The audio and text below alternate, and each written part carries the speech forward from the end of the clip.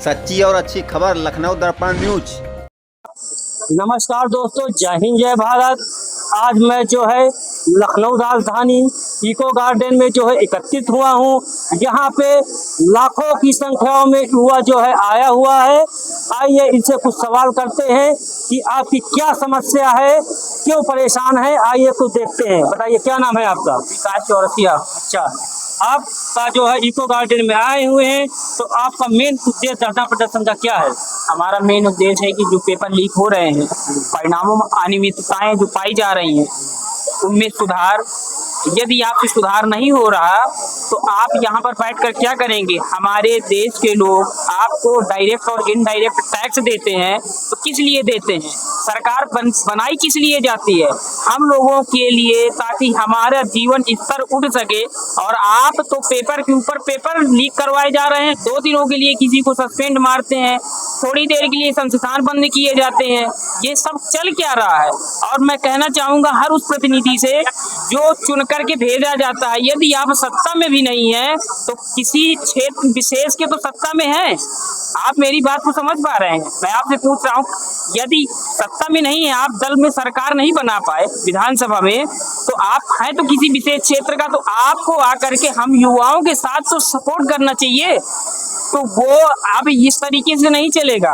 बाबा साहब अम्बेडकर जी ने जो हम लोगों को शिक्षा का मार्ग दिखाया है, उसको लेकर के आपको दिख रहा होगा कि उन्हीं का आज ये परिणाम है कि हर युवा आज बोल रहा है। नहीं तो आप देख रहे होंगे कि इसी इको गार्डन में जो बच्चे अपनी आवाज उठा रहे होते हैं, उनकी आवाज को दबाया और उनको जेल भेज दिया जाता है। ये कहाँ का इंसाफ है?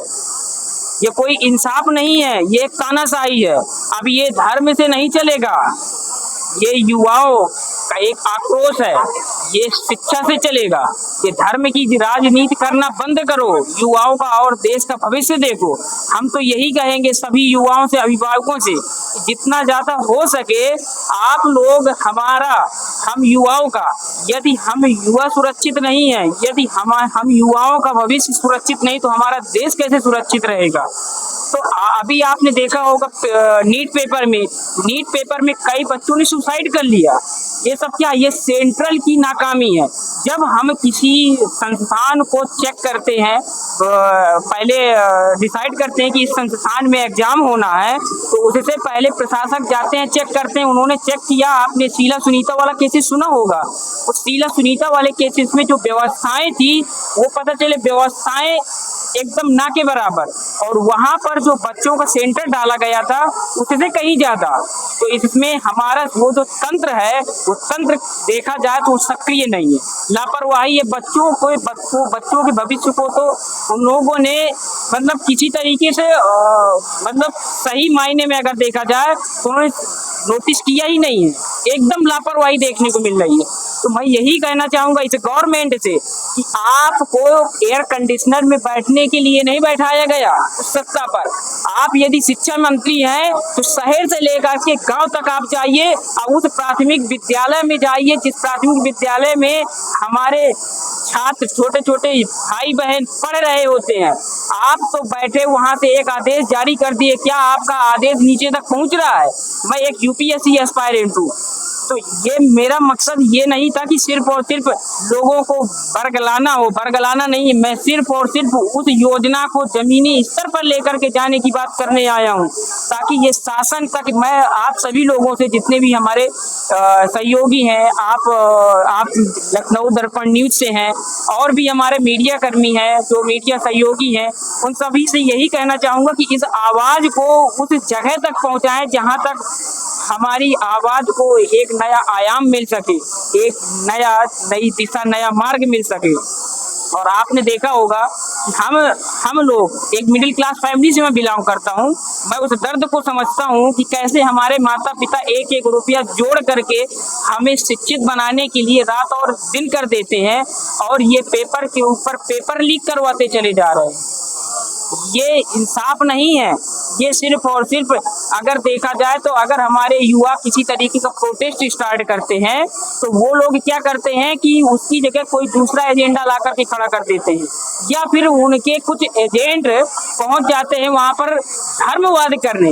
हम युवा हैं, हम शिक्षित हैं, हमें पता है, हम आस्था रखते हैं, लेकिन अंधभक्ति नहीं। तो मैं यही कहना चाहूंगा हर युवा से कि आप आस्था सबसे रखिए, किसी मजहब और किसी भी धर्म को ला करके अपने शिक्षा के साथ खिलवाड़ मत करिए, आप जागरूक होइए। हमारी सरकार जो ये कह रही है कि हम तो बेरोजगारी दूर कर रहे हैं, लाखों संख्या में भर्तियां निकाल रहे हैं, लोगों को जो है घर घर योजनाएं पहुंचा रहे हैं, आप जो है सरकार को दोषी ठहरा रहे हैं। क्या सरकार द्वारा जो है यहाँ से ऊपर से जो मुद्दा रखा गया है, सुनवाई यहाँ से होती है, तत्काल सुनवाई की जाती है, आप इससे संतुष्ट नहीं है?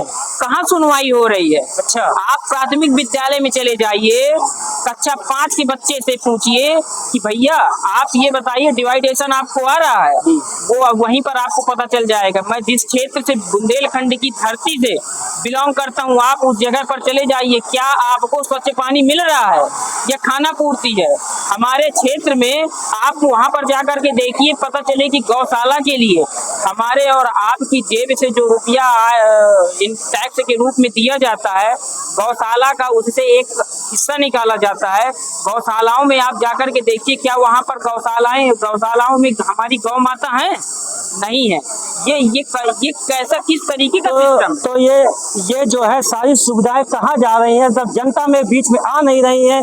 अभी हमारी सरकार द्वारा आयुष्मान कार्ड योजना जो है 5 लाख तक जो है मरीजों को इलाज मुफ्त हुआ है, और जो सौर ऊर्जा योजना है वो भी मुफ्त हुआ है, और जो है इसमें सब्सिडी भी आ रही है, जो है उज्ज्वला गैस जो योजना उसका भी जो निवारण हो रहा है, उसमें जो ये योजनाएं सब दे रही है। तो आप इसमें क्या कहना चाह रहे हो? इतनी तो योजना सरकार दे रही है। सरकार जो योजनाएं दे रही है क्या धरातल तक आ रही है? हम अगर यही सवाल आप एक ग्रामीण स्तर पर आप जाएं, वहां पर जाकर के पूछे क्या आपको ये लाभ मिल रहे हैं?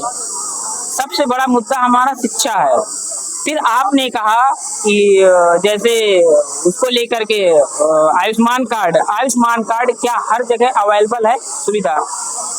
आप यदि यही सवाल आरटीआई के तहत पूछें तो भी आपको जानकारी मिल जाएगी, लेकिन आरटीआई का भी एक रूल है कि 1 महीने में देंगे, ठीक है हम मानते हैं 1 महीने में, लेकिन आप निस्तारण कहाँ कर रहे हैं?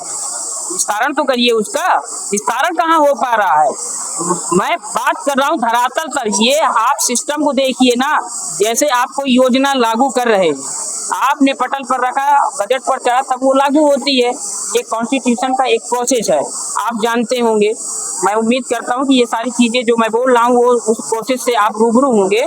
तो मैं ये कहूँगा कि वो आप जाइए, जैसे हमने योजना लागू की तो उस हिसाब से आप जाइए कि क्या वो धरातल तक पहुँच रही है। जैसे अंत्योदय का मतलब क्या है? अंतिम व्यक्ति तक वो योजना पहुँचना जिसके लिए बनाई गई है, जो सामाजिक और शैक्षणिक रूप से हमारा पिछड़ा हुआ है वो व्यक्ति, तो क्या वो वहां तक जा रही? आप वहां एयर कंडीशनर में बैठेंगे, जनता से वोट मांगने के टाइम पर बाहर निकलेंगे, इसके बाद क्या करेंगे?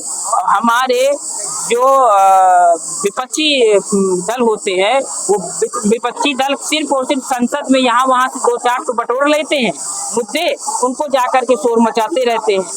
वो अगर बहुत बहुत धन्यवाद भाई। हम आपका शुभ नाम क्या बताया था? विकास चौरसिया। कहाँ से आए हैं? हम प्रयागराज से आए हैं, रहने वाले बांदा डिस्ट्रिक्ट से हैं।